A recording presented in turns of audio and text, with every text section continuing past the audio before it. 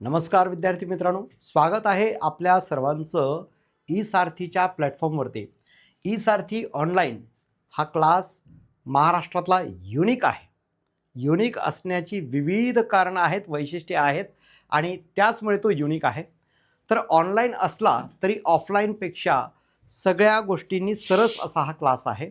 इतर इतर काही ऑनलाईन क्लासेस नक्कीच आहेत, पण महाराष्ट्रातला हा नंबर 1चा क्लास का आहे, तर इथे खूप साऱ्या गोष्टी तुम्हाला अभ्यासाशी निगडीत मिळतात. आपल्याकडे 4 दिवस, आठवड्याचे 4 दिवस अकॅडमिक असतं.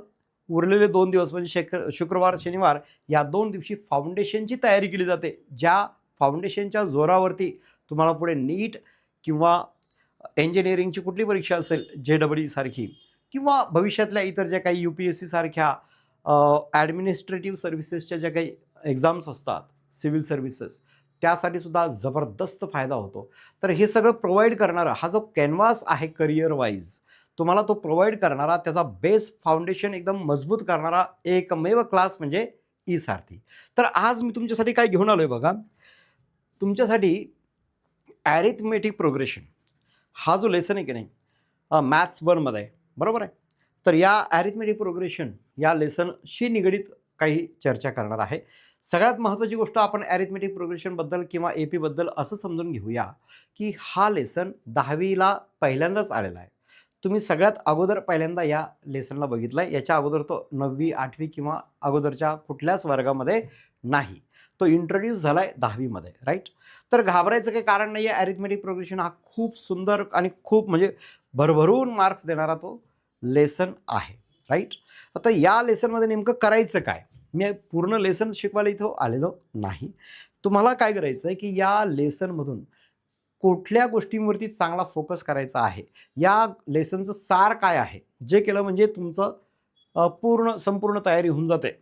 तर त्या गोष्टीवरती आपण इथे चर्चा करणार आहोत. व्हिडिओ शेवटपर्यंत नीट बघा, व्यवस्थित बघा, सबस्क्राईब करा आपलं चॅनल, लाईक करा व्हिडिओ आणि भविष्यातल्या सुद्धा इतर जे काही तुम्हाला अभ्यासाशी निगडीत जे व्हिडिओज येतील वेगवेगळ्या विषयांवरती, तर ते जरूर बघा आणि सगळ्यात महत्त्वाचं शेअर करा तुमच्या मित्रपरिवारामध्ये, नातलगामध्ये, ओळखीच्या पाळखीच्या सर्वांना हे शेअर करा, व्हिडिओ शेअर करा आणि त्यांनासुद्धा कळू द्या की ई सारथी हा का महाराष्ट्रातला नंबर 1चा ऑनलाईन क्लास आहे. चला आता APची सुरुवात करूया आपण. ॲरिथमेटिक प्रोग्रेशन याला मराठीत काय म्हणतात बघा, ते लिहितोय मी इथे. पण मराठीत तुम्हाला काही विचारणार नाही परीक्षेला, पण असावं माहिती. अंक गणितीय श्रेणी असं म्हणतात. श्रेणी नव्हे, बरेच लोक त्याला चुकून श्रेणी म्हणतात. श्रेणी नाही आहे, ती श्रेणी आहे. तर अंकगणितीय श्रेणी असा हा प्रकार आहे. यामध्ये काय होतंय, काही नंबरचे सिक्वेन्स असतात बघा. जसं आता मी एक सिक्वेन्स इथे लिहितोय. सपोज 5 लिहिलं मी इथे, नंतर 10 लिहिले, मग 20, मग 40 अशा पद्धतीनं. आता इथं काय संबंध आहे बरं या नंबर्समध्ये? तर इथे मी हे यासाठी सांगतो की याच्यावरती बेस्ड असलेला क्वेश्चन तुम्हाला परीक्षेला कसं येतो ते सांगतोय. तर इथे जर तुम्ही बघितलं, गॅप किती दिसतोय? 5. इथे गॅप किती आहे? 15. बरोबर आहे, सॉरी 10चा गॅप आहे. इथे 10चा गॅप आहे, इथे 20चा गॅप आहे. प्रत्येक वेळी गॅप वाढत चाललेला आहे. पण काही संबंध आहे का यांच्यामध्ये? नक्कीच आहे. संबंध काय आहे? 5 गुणिले 2 केलं की 10 मिळत आहे. 10 गुणिले 2 केलं की 20 मिळत आहे. 20 गुणिले 2 केलं की 40 मिळतं. म्हणजे संबंध जरूर आहे, पण ही अंकगणितीय श्रेणी म्हणजेच ॲरिथमेटिक प्रोग्रेशन नाही. रिझन असं आहे की प्रत्येक पुढच्या संख्येमध्ये म्हणजे जी क्रमाने येणाऱ्या ज्या संख्या असतात त्यांच्यातला गॅप सेम पाहिजे, म्हणजे कॉमन डिफरन्स असं त्याला म्हणतात. त्याला D या शब्दाने दाखवलं जातं. D हा सेम असला पाहिजे, कॉमन डिफरन्स सेम असला पाहिजे, तरच ती अंकगणितीय श्रेणी आहे. मग दुसरं एक उदाहरण आपण घेऊया. हा 5 घेऊ, मग 10 घेऊ, 15 घेऊ, 20 घेऊ, 25 घेऊ आणि अशी अनंतापर्यंत. गॅप बघा, 5चा गॅप, 5चा गॅप, 5चा गॅप, 5चा. म्हणजे इथे कॉमन डिफरन्स D किती आहे? 5. मग ही अंकगणितीय श्रेणी आहे का? हो आहे. ही नाही. मग तुम्हाला परीक्षेला प्रश्न असा येत असतो, की state whether the given sequence is arithmetic progression or not. म्हणजे दिलेली जी सिक्वेन्स असेल नंबरची ती ॲरिथमेटिक प्रोग्रेशन आहे किंवा नाही ओळखायला येऊ शकतं. किंवा which of the following, 4 alternative देऊ शकतात. Which of the following alternative is the correct answer and which of them is the example of arithmetic progression. मग इतर काही संबंध असू शकतात, क्यूबचे, स्क्वेअर्सचे वगैरे वगैरे, पण अंकगणितीय श्रेणी किंवा ॲरिथमेटिक प्रोग्रेशन ओळखण्यासाठी फक्त एकच लक्षात घ्यायचं, प्रत्येकाचा गॅप सेम असला पाहिजे. म्हणजे तुमची 1 मार्कची तयारी इथे होते. अगदी बेसिक क्वेश्चन तर असा विचारू शकतात की which of the following sequences is the arithmetic progression असं ते विचारतील. त्यावेळी तुम्हाला लक्षात ठेवायचं की डी हा सेम आला पाहिजे. त्यानंतर काय प्रश्न विचारले जाऊ शकतात बघा. या ॲरिथमेटिक प्रोग्रेशनमध्येच तुम्हाला ते म्हणू शकतात, एखादं सम देतील. समजा एक एपीचं एक्झाम्पल देतो मी. 1 मार्कसाठीच येणारा प्रश्न सांगतोय. पहिला तर प्रश्नाची तयारी झाली तुमची. आता दुसरा एखादा प्रश्न असेल की एपी देतोय एक, समजा 3 मग 7 आहे, 3 7 मग 11, मग अशा पद्धतीने एक एपी दिली आहे आणि फाइंड ए अँड डी एवढंच देतील. आणि याला 2 मार्क्सला येणार नाही प्रश्न हा, कारण अर्धा मार्कलाच येईल. म्हणजे 1 मार्कला हा क्वेश्चन येऊ शकतो. जर पहिला तसं नाही आला तर अशा टाईपचा तरी येतोच. एपी आहे की नाही ओळखा तर ते येईल. पहिल्यांदा सांगितलं आपण मागच्या स्लाईडवरती.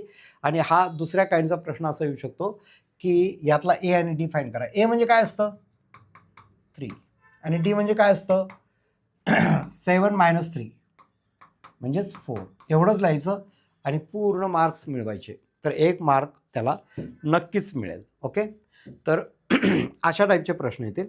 त्यानंतर प्रश्न कसे येतील बघा ते पण समजून घ्या. आता एक एपी देतोय, परत एक्झाम्पल घेऊया आपण. 10 मग 20 30 40 असं. आणि त्याने म्हटलंय की फाइंड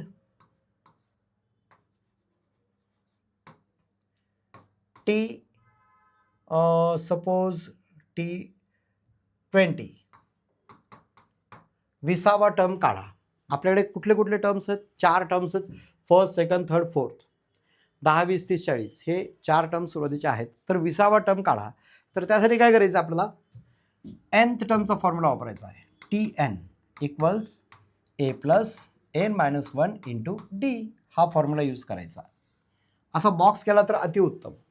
काय होतं, परीक्षामध्ये तुमचा पेपर चेक करणारे जे एक्झामिनर असतात त्यांना असं जर केलं तर खूप छान दिसतं. ते लगेच फटाफट मार्क द्यायला सुरुवात करतात. बाकी ते खूप फापट बसायला ते वाचायच्या भानगडीत पडत नाहीत. त्यांनी बघितलं फॉर्म्युला करेक्ट आहे, चलो इथे यांचं मार्क देऊन टाका. कारण मार्क असतात फॉर्म्युला सुद्धा. विदाऊट फॉर्म्युला काही सॉल्व्ह करायचं नाही. देअरफॉर तर T20 म्हणजे एनची जागी 20, एनची व्हॅल्यू 20 आहे. इथे आपण लागलं तर हे करूया. ए 10 आहे, डी 10 आहे आणि एनची व्हॅल्यू 20 आहे.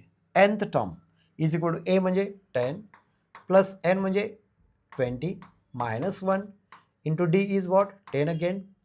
सो 10 प्लस 20 मायनस 1 19 इंटू 10 म्हणजेच 10 प्लस 190 आणि मग 200 इज द फायनल आन्सर. 20वा टर्म काय असणार आहे आपलं 200. एवढं लिहिलं की तुम्हाला 2 मार्क्स. आणि हा प्रश्न एकला नाही 2 मार्क्ससाठी येऊ शकतो. तर 2 मार्क्स मला पक्के मिळतील. आणि अशा टाईपचा एक प्रश्न येणार म्हणजे येणारच, हमखास येणार. करेक्ट. नंतर बघा कसे प्रश्न आहेत यावरती ज्याच्यावर तुम्हाला फोकस करायचा आहे. SN म्हणजे सम ऑफ n टर्म्स